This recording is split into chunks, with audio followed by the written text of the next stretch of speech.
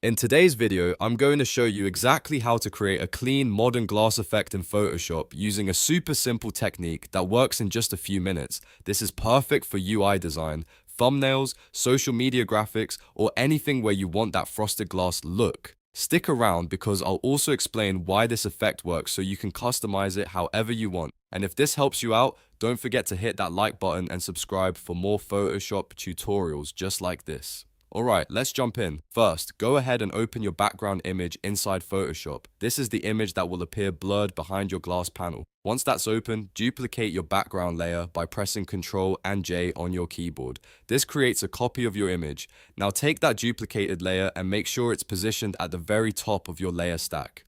With the top layer selected, go up to Filter, then Blur, and choose Gaussian Blur.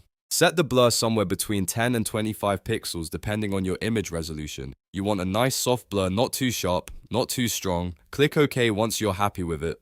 Now we're going to define where the glass effect appears. Select the rounded rectangle tool by pressing U on your keyboard. Draw a rounded rectangle anywhere on your canvas where you want the glass panel to be. This could be in the center, on one side, wherever your design needs it. Once you've created the shape, drag that rectangle layer so it sits directly below your blurred layer in the layer panel. Now click on the blurred layer again, right-click it, and choose Create Clipping Mask. Instantly, you'll notice that the blur is now only visible inside the shape of your rectangle. That's the core of the glass effect. Now let's make it actually look like glass. Select your rectangle layer and reduce the fill to somewhere between 0 and 20%.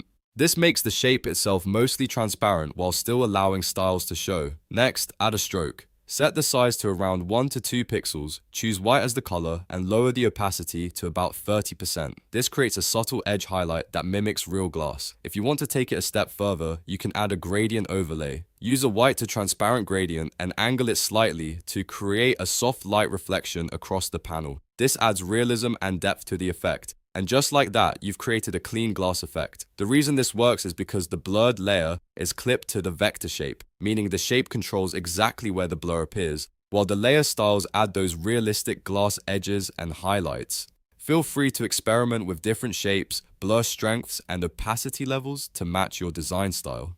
If you found this tutorial helpful, make sure to like the video and subscribe for more easy Photoshop guides. Thanks for watching, and I'll see you in the next one.